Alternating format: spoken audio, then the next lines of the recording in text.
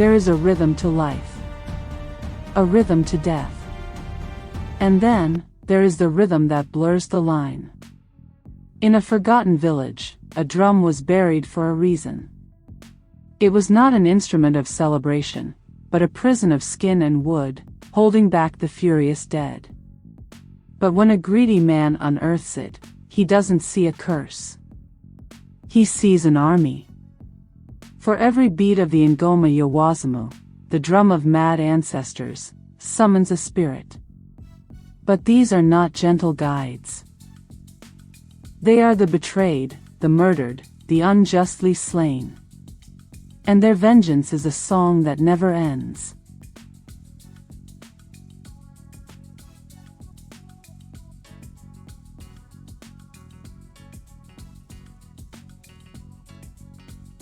Our story begins with a man named Hezekiah. Not a king, but a contractor in the modern city of Mwingu. His flaw was a gaping, insatiable greed, dressed in the fine suit of ambition. He saw land not as home, but as profit. His latest project was his biggest, a luxury resort on a tract of ancestral land near the fading village of Kibeti. The elders refused to sell. They spoke of sacred ground, of sleeping spirits. Hezekiah saw only stubborn old fools blocking his fortune. He used bribes, forged papers, and legal threats. He won. The bulldozers were scheduled. The night before the clearing began, an old villager named Jabez, the last true historian of Kibeti, came to Hezekiah's site office.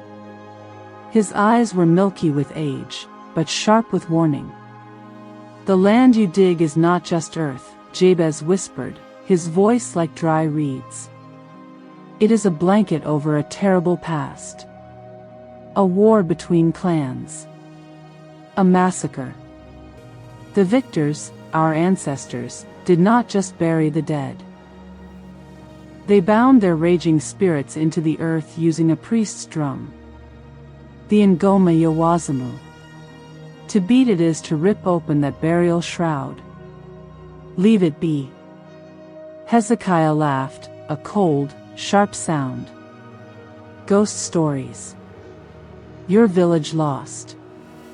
Move on." Jabez leaned closer, the smell of old soil clinging to him. "The drum is marked with the tears of the vanquished. Find it, and you will not build a resort. You will build a cemetery for the living." The next day, as the first bulldozer bit into the red earth at the border of the old battlefield, its blade struck something hard and hollow. Not a rock. A drum. It was large, carved from a single, dark wood, its surface etched with frantic, swirling patterns that seemed to move in the sunlight. The skin head was dry, taut, and stained with dark, rust-colored patches. It was terrifying. It was magnificent. Hezekiah, remembering Jabez's words, felt not fear, but a thrill. An ancestral drum. A priceless artifact. This would be the resort centerpiece. A story to tell rich tourists. He ordered it taken to his private warehouse. That night, alone with the drum under a single hanging light, Hezekiah's greed curdled into something darker. A thought. If the drum truly had power, could it clear the remaining villagers? Could it cause frightening accidents that would make them flee for good?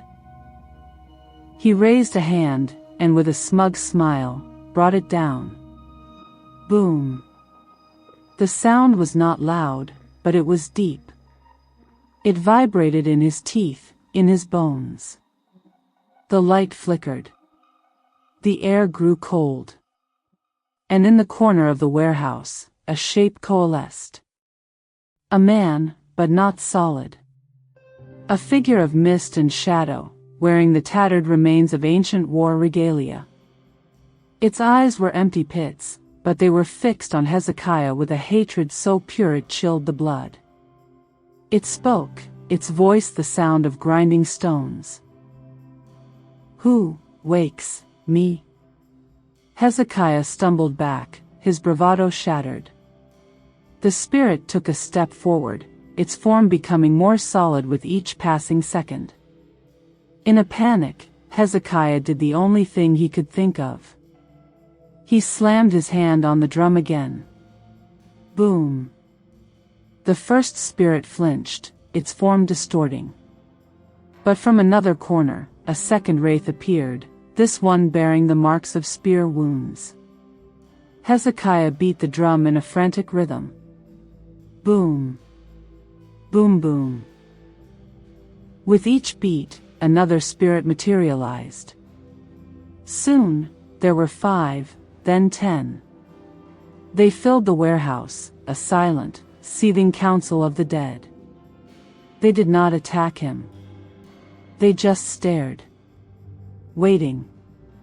And then, the first spirit spoke again, its gaze shifting from Hezekiah to the wall, in the direction of Kibeti village. The blood calls. As one, the spirits turned and streamed through the warehouse walls, vanishing into the night. The next morning, news came. Omondi, the most vocal elder opposing Hezekiah after Jabez, was found dead in his hut. Not a mark on him, but his face was frozen in a mask of absolute terror. The villagers whispered of a cold wind that had howled through the village, carrying the smell of old blood. Hezekiah was terrified, and then, he was enlightened. The drum didn't just summon spirits. It directed them. His first beat had been an accidental call. His subsequent beats had been a command. He had, without knowing, pointed them at his enemy. A wicked, intoxicating power surged within him.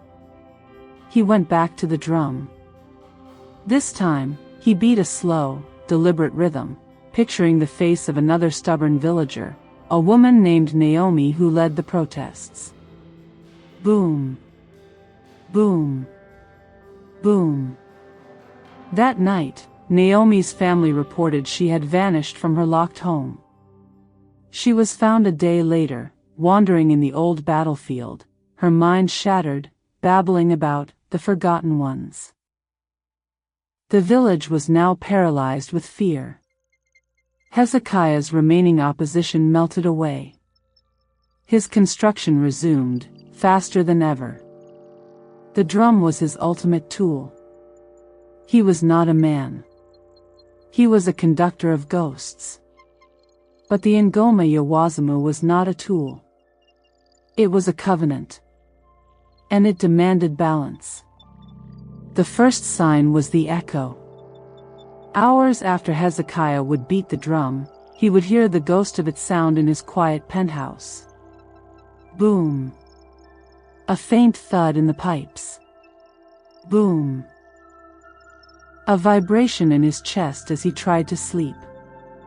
Then, the spirits began to appear without the drum. He'd see the watery outline of the spear-wounded spirit in his mirror. He'd feel a deathly cold spot next to him in his car. They were no longer just soldiers.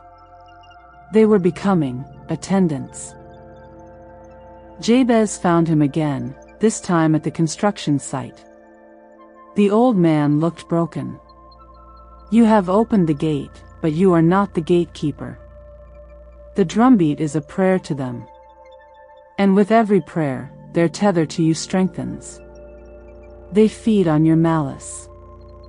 Soon, they will not need the drum to hear your heart. And they will see all the darkness within it." Hezekiah shoved him away. "They work for me. I control them." Jabez spat on the ground between them. "You are the key in a lock you cannot turn back. The drum does not resurrect spirits. It anchors them to the one who beats it. You are becoming their lighthouse in the world of the living. And when they are done with your enemies, who do you think is left to blame for their suffering? The climax came on the eve of the resort's grand opening. The site was pristine, beautiful. The villagers were silent, broken. Hezekiah stood on a polished terrace, a glass of champagne in hand, master of all he surveyed. And then, he heard it. A single, deep, resonant drumbeat. Boom. It did not come from his warehouse. It came from the center of the old battlefield. He hadn't touched the drum. His blood turned to ice. Another beat answered from the dense forest to the north. Boom. Then another, from the hills. A fourth, from the very foundation of his new resort. A phantom orchestra of drums, beating a slow, funeral march. The temperature plummeted. The decorative lights fizzed and died. And all around the resort, in the trees, at the edge of the golf course, in the swimming pool, they appeared. Dozens. Then hundreds. The entire spirit army of the massacred clan. They were not misty anymore. They were solid, detailed, their wounds glistening, their eyes burning with cold, spectral fire. They did not look at the village. Every single one of their heads turned slowly, precisely, to look at Hezekiah on the terrace. The spear-wounded spirit, now a hulking general of the dead, stepped forward. Its voice was clear now, a chorus of graves. You summoned. We came. You directed. We slaughtered. The blood debt to our bodies is paid. It took another step, rising up onto the terrace without moving its legs. Now, we collect the debt for our souls. For our peace, stolen. You beat the drum. You are the drum. Your life is the rhythm that holds us here. Hezekiah tried to run, but his feet were rooted. He tried to scream, but his breath fogged in the air and did not make a sound. The spirits flowed towards him, not as attackers, but as a tide. They did not strike him. They passed through him. And with each spirit that passed, Hezekiah felt a piece of his own life, his own memory, his own warmth, get ripped away. He saw flashes of their deaths, the terror of the spear thrust, the despair of betrayal. Their pain became his. Their cold became his core temperature. When the last spirit passed through, Hezekiah was on his knees. He was not dead. But he was empty. A hollow vessel. The spirits now stood around him, faint again, their furious energy spent. They were finally at peace, their vengeance complete. But the drum's anchor remained. Hezekiah's body stood up. It walked, with a stiff, marionette's gait, off the terrace, through the silent resort, and into the old battlefield. His eyes were wide open, seeing nothing of this world. He reached the spot where the drum was originally buried. His hands, moving with a will that was not his own, began to dig into the earth with bare, bleeding fingers. He dug until he reached a layer of ancient, packed ash. And there, he lay down. He pulled the cold earth over himself. The last thing to be covered was his open, unblinking eyes. The spirits faded, their forms dissolving into the moonlight, finally free. The resort opening was cancelled. The company collapsed. The land was deemed cursed and left to the wild. The villagers of Kibeti slowly returned, led by Old Jabez. They found the ancestral drum, silent, in Hezekiah's warehouse. They did not destroy it. They performed a ceremony of pacification, wrapping it in white cloth and burying it deep in a secret place, with prayers that no hand would ever beat its skin again. And if you walk in that field at night, they say you can hear a faint, slow, rhythmic sound from beneath the earth. Not a drumbeat. A heartbeat. The moral is as stark as a grave. When you use the rage of the past as a weapon for your present gain, you do not become a commander. You become the final battleground. And the dead always collect their wages. But what do you think? Was Hezekiah's fate deserved, or was he just a man consumed by a curse he never truly understood? Let me know in the comments below.